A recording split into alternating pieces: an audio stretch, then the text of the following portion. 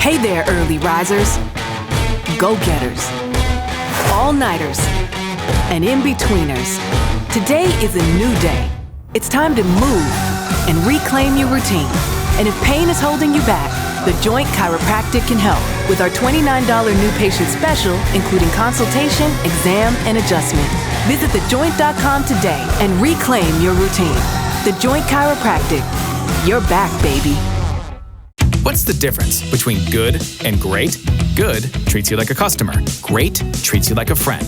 From saving you haircut details and clip notes to saving you time with online check-in, Great Clips makes your life easier, just like a great friend should. Great Clips. It's gonna be great. What's the difference between good and great?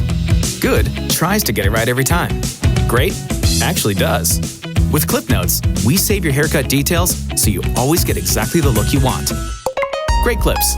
It's gonna be great.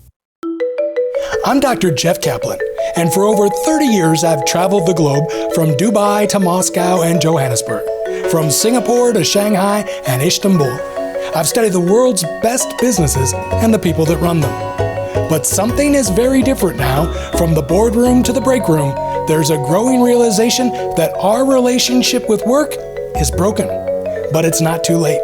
You still have a choice. Hold on to the past and struggle to survive, or join the willing, change, and thrive in the world of tomorrow that's already arrived. So if you're willing to think different, willing to work different, willing to change at the speed of now, then you're willing to win. Hi, welcome to another episode of Willing to Win. I'm your host, Jeff Kaplan, and with me, my co-host and friend, as always, Tara Thomas-Kettman. Hi, Jeff. Thanks for joining us. This is really fun because the momentum is building around this Willing to Win movement and the concept of our relationship with work being broken. But here's the thing, you called this, and this is nothing new, because for years, people have just simply been frustrated with sometimes the status quo or that feeling that they are incapable of doing anything about it. So talk about how this movement and this momentum has really been around for decades.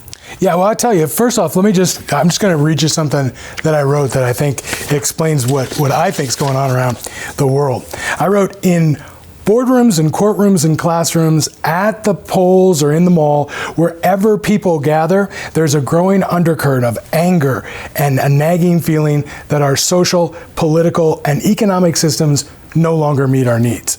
And this is creating a new leadership challenge for a new generation that must answer the question, why is our relationship with work broken? Now, the thing is, a lot of people are believing now that this topic has come up because of the COVID pandemic and what's happened over the last several years. But I wrote this in 2015, right? I mean, so it's not something that's brand new. And what I was writing about is really a crescendo of something that had started years and years before. And that is, I don't know if you remember it or not, maybe your older sister or your parents told you about it, but there was a movie back in 1976 that was called Network.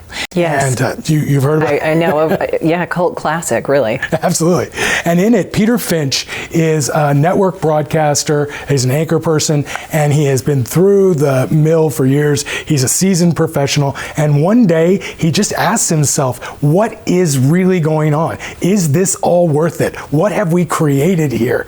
And he comes and he basically gives a speech that's become memorialized in cinema for the last 40 years since. So let's take a look at that clip, and we'll talk about it on the other side. We know things are bad, worse than bad.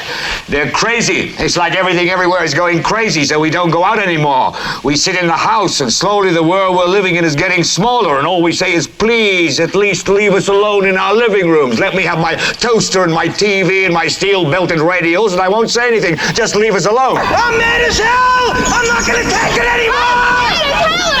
I'm not gonna take it anymore!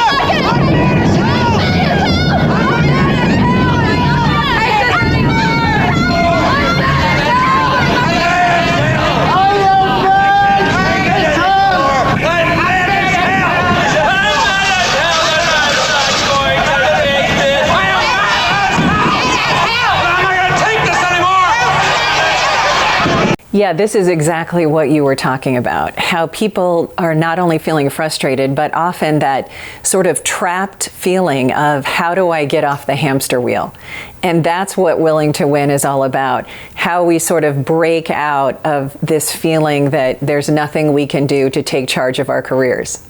Yeah, absolutely. And the frustration is that we have created work environments that no longer meet our needs, that are no longer appropriate for this environment. We have reached something we call the Golden Cross. We'll talk about in upcoming episodes, where technology is actually starting to do the things we always wanted it to do, and we don't have to spend so much time troubleshooting it or trying to make it fulfill its promises. It can actually do that, and that's freeing up opportunities for us to work remotely, for us to have flexible hours, for us to change the way that we actually work. We might not actually work for someone. We may be an independent contractor for lots of organizations and do quite well. And so over the next coming episodes and months, we're going to be examining all the different ways that people can go out and create the career of their dreams. But right now, the first thing we really want to center on is the fact that there's this mounting angst and anger, and we really need to find something that galvanizes this mission, that galvanizes this movement in a way that is actionable. Otherwise, we've just got a lot of energy that's going to go to waste. If we can redirect that energy and really come together and coordinate the Willing to Win message, which is there are new guidelines, new rules that we have to develop for the future of work, I think we're going to do great work together. And when you think about people having a voice, social media platforms have really given us that opportunity to crowdsource our feelings and connect with like-minded people. In fact, one of our correspondents, Alyssa Nolte, caught up with a TikToker whose TikTok, his rant, if you will, went viral about this very topic, our frustrations with the status quo and how we can change things to feel more passionate and fulfilled with our careers. Let's take a listen to her interview. So what were you seeing in your world that drove you to make a video on meaningful work? I saw this number after the pandemic of the last year. A year ago, we saw this number, 11 million people were laid off, and it sort of went under the radar. People talked about it a lot, certainly, but there was no backlash to the business community. And then in April, we see this number that 7 million people quit their jobs. And then there's this real backlash that you hear out there. What's wrong with workers? And so I was just listening to it on the radio and just thought, maybe it's about time. and how many times I've been at companies, and especially companies even trying to do it right, that creating meaningful work is something that we give good lip service to, but we don't do in action nearly enough. And that I think, and so for me, it was this moment that it felt very validating that maybe people were sort of demanding it with their feet a little bit. That's great. So one of the things that Dr. Kaplan talks about is that our relationship with work is broken. And what that means for the people who have to do the work is they have to figure out how to repair that relationship, how to renegotiate that social contract to build a better future for tomorrow's worker. So if you could wave a magic wand, how would you repair our relationship with work? It's repairing our interactions with each other. I mean, very simply, it's asking better questions. I see so many places. I've done thousands of workshops, and it seems like every workshop somebody would come up to me and say, nobody hears me, nobody listens to me, I'm just a number here. And I don't know that that's just at work. And I think we have an environment where people just fundamentally aren't being heard. And we want to thank our sponsors. The Joint Chiropractic and Great Clips and Willing to Win is executive produced by Lift Innovate. Lift is one of the fastest growing technology consulting firms in the world and works with some of the largest companies in the world. Lift's mission is to bridge the gap between the world's best technologies and the people that use them. Special thanks to our executive producers, Paul Bernstein and Steve Reisner, for making this program possible. Well, thanks for staying with us. Willing to Win, again, coming to you every month on TV and weekly through our radio show. And you can also check us out through willingtowin.org, where you can watch the podcast version that's going out over multiple platforms. We are really pushing out this content far and wide because we want people to join the movement, the Legion, as we're calling those that are supportive and a part of, and really identifying that, hey, other people feel like me and I'm not alone. So go to willingtowin.org so you can sign up to be a part of the Legion. And we'd love to hear from you. You know, we have to talk about a program you did years ago and how that led to really changing individuals' lives off of something as simple as asking someone for help. Tell us about that My Blue Car movement, so to speak, and how all this came about.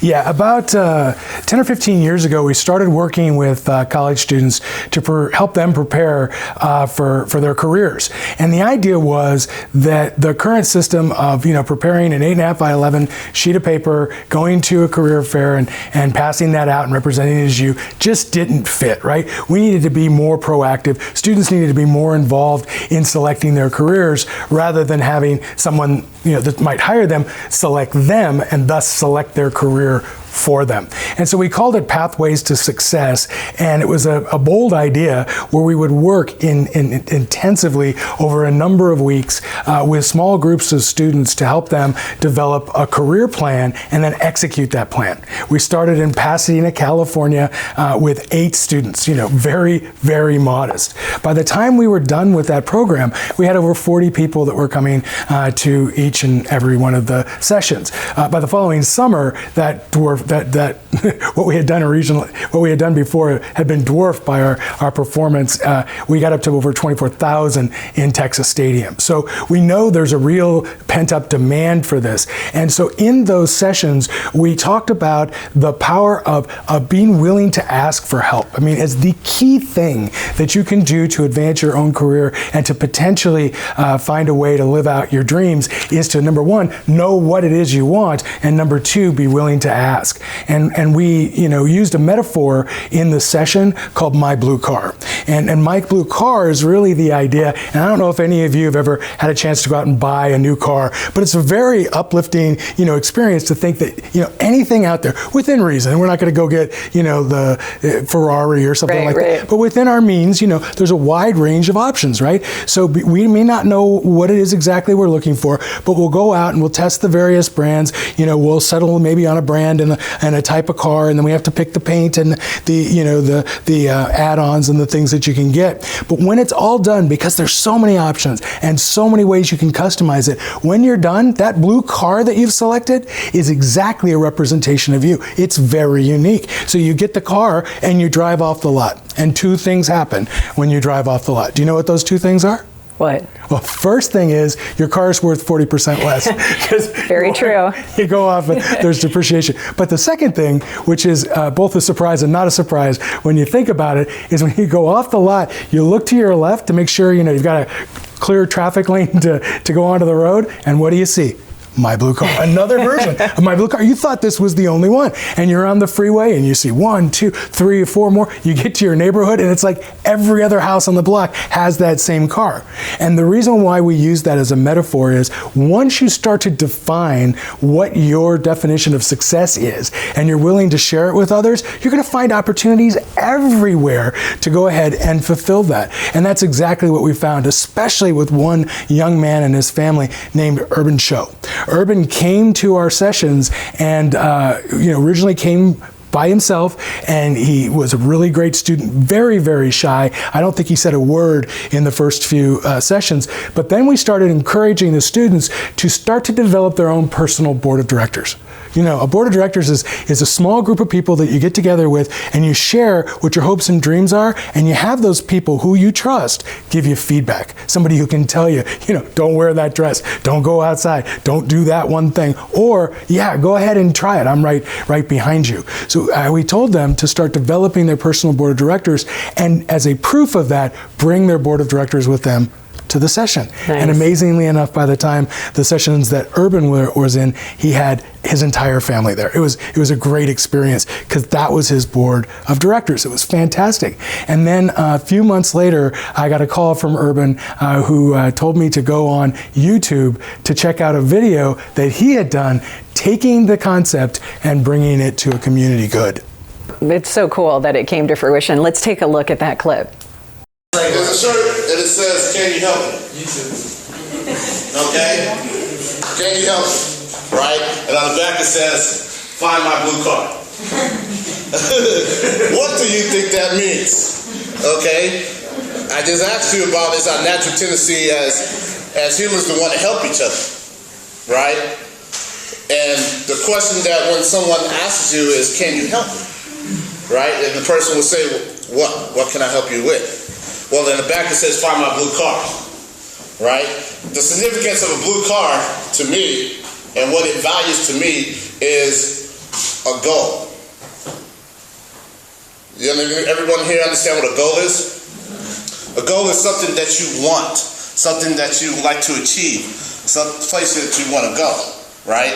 And if you have a clear goal, right, a nice focused goal, right, then you can ask for help. You see, if everyone in this room has a goal, and then everyone told each person what their goal was, there may be somebody on this side of the room that might be able to help you achieve that goal. They might not, in one simple matter, might be able to direct you, "Hey, you know what? I understand what it is that you need to do that. But I know this guy that if you talk to him, he knows all about that." And lead you into the right place. You see what I'm saying? So if you have a clear goal, then you can ask for help. You know? This shirt works. I love this shirt because the reason it's funny, but I wore this shirt. I got thrown into a project and didn't know anybody in the group. Had no clue where I was. They just gave me a goal, saying, "Urban, I want you to go do this." I said, "Okay." Don't know anybody. So the second day after they told me to go there, I wore a shirt to work. And everyone stopped and asked me, "What does that shirt mean?" I told them what the shirt means, told them what my goals were. They in turn told me what they do at the job site, right? And what they can do to help me. And I said, great. So now I didn't know anybody. I went from knowing nobody to knowing everybody within one day. Everybody I needed to know to get what I wanted to get done was right there helping me just because I wore this shirt, asking to. And here today are examples of those shirts that you gave all those participants all those years ago. It's such a cool concept. We had a chance to catch up with Urban Showe today. He's completely blossomed thanks to his initial involvement with Jeff and the concept of really taking ownership. Now he's mentoring others in his job in Cairo, Egypt. My blue car has affected my life greatly and gotten me to where I'm at today. So currently I'm in Egypt after spending 6 years in Saudi Arabia. And then before that, I was 25 years in California, I had a job there. And when I first met Jeff was at my graduation for University of Phoenix. He had sent a book in the mail about Who Got Your Back, that something he's done in one of his previous books that he's done. And we was all wondering where this book comes from. So we got the book, and Jeff was a guest speaker, and it was a big surprise. And then it motivated me really, really much from seeing his speech then. And he gave some class or clinic or workshop the next day in the same arena. And I went because I was that excited from his speech. And that's when I started hearing about Jeff's concepts of work relationships and whatnot. And then he gave a My Blue Car seminar later and gave T-shirts. And that T-shirt, there was so much information. It was hard to understand, but it was two memorable things that got me going, and I learned more and more about My Blue Car. The first thing he said is, as human beings, our nature is to help. And if that's our first reaction when anybody asks you to help, and that's part of what Blue Card meant to me, was asking for help. And when I went to work and I had a new project, I put the shirt on that he gave me. It says, "Can you help me?" And on the back it said "My Blue Car." So I wore this shirt to work, and it was a new project. No one knew me. I didn't know anybody, but everyone was looking at this shirt as I was walking around to just get coffee or water, or just to talk to the few people that I did know. People just started stopping me and say, "Hey, what does this shirt mean?" And I said, "It says, can you help me?" He said, "Well, help you do what?" "Well, I need to find my blue car." And they said, "Well, what's your blue car? What is your blue car? What do you mean by that?" "Well, this is the project I'm working with, and this is what I'm doing. And, I'm new here, and I don't know who to talk to and where I need to go." And people just opened up and started just helping me, showing me where to go, telling me who to talk to. Each person that I made so many contacts that within less than 2 or 3 days, I was running almost at 100%. It's amazing how it truly informed the way that you approach work relationships moving forward, and obviously has garnered much success for you. We should mention you're a native of California, and you have been working in the Middle East for quite some time, 6 years in, you said, Saudi Arabia, and currently you're coming to us from Cairo, Egypt. So the question I have to ask then is, why should other people employ these same strategies? How can asking for help, opening up to others, seeking out those who can assist us in achieving our goals, how can that truly make a difference, and why is it worth pursuing? So the number one, the main reason you want to use these acts for help is because you can't do anything by yourself. You can't lift a stone with one finger, but you can use it with a whole hand. So the more people you tell about what your goals are, you tell your wife, you tell your family, you tell your coworkers, you tell your friends. I've learned, though, from one of Jeff's seminars, you're only one person away from the person you need to know to get you where you need to be. So if you don't know how to ask for help and you don't know how to explain your goals to people, then you can't get the help you need to get you where you need to be, because you're only one person away. And I learned that a long time ago. I've said to so many people what my goals are, even the small ones, the little ones, the big ones. Me here being in the Middle East was one of those outliner goals that I had. And I said something to one person one time, and then next thing you know, I got a interview, and then off I went. I'm in the Middle East. So it's amazing. It's amazing that you put your goals, your dreams into action, so to speak, by sharing that vision with others. And I have to ask, tell us about your work. What has your career in the Middle East involved? What are you doing? Well, my career is in oil refinery. I started in California as a general operator, but now I'm a manager here of a refinery. So I started out as a normal person and just started setting my goals and growing and getting my education, and then I became a really good specialist in what I do. And Saudi Arabia, I had an opportunity to go and train these specialists change what I and train people on what I do. And in the oil refining business, it's a pretty lucrative position, what I'm doing. And a lot of the people, when I went to Saudi Arabia, it was more about training the locals about how to understand and do what I do. And it's the same thing here in Egypt. My focus is training good people, but I train them, especially the ones that are in leadership positions, how to ask for help and how to get people to help them, how to talk to people, how to gain those relationships. And so the people that I trained in Saudi Arabia, after I left, they all got promoted very quickly. And it was quite interesting. So, my skill set is mainly about training and teaching. So since my skill set right now is training and teaching, it's less on what I'm doing with the process of the refinery, but more on teaching the people skills of how to manage, how to coordinate, how to organize, who to talk to, how to talk to the people to get them to help you. Each week, we like to end on what we call the uplift, Jeff's motivational story that will hopefully get you to put some of this message into action and take steps to change your life for the better. Tell us about this week's story. Well, I have to tell you that when we examine success, we say it again and again, there are two things everybody needs to commit to. Number one, taking the time to find out what success means to them.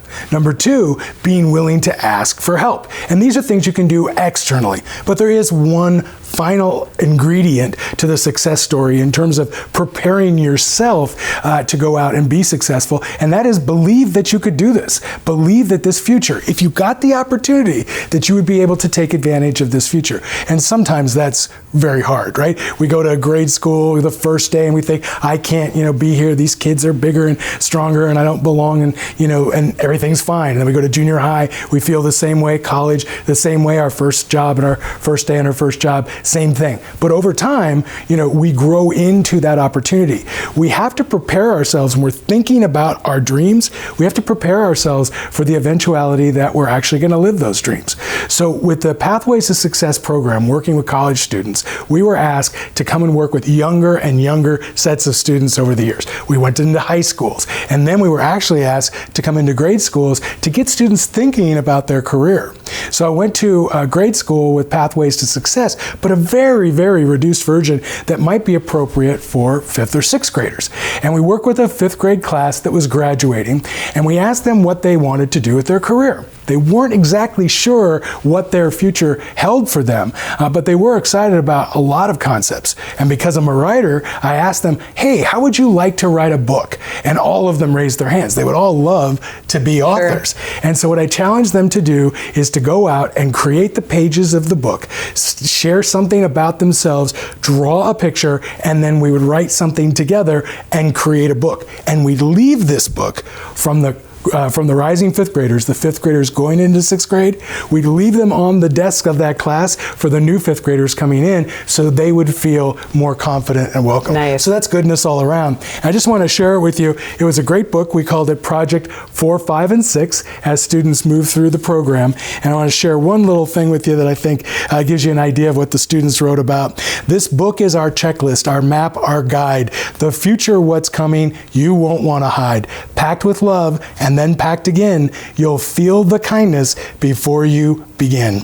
With watch outs and don't misses, this stuff is like bathing in kisses. And so they, page after page, go ahead and talk about what the students that are about to become 5th graders can expect. Now, this is good from, just a feel-good story, certainly. It's good on a social basis in terms of students helping one another, but it really, really hits a fundamental principle of willing to win, that we must be willing to, we must know what we want to succeed. We must be willing to ask, and then must believe that we can actually do it, and to find a way to start living that, like the students found a way to feel like they were authors and had published a book.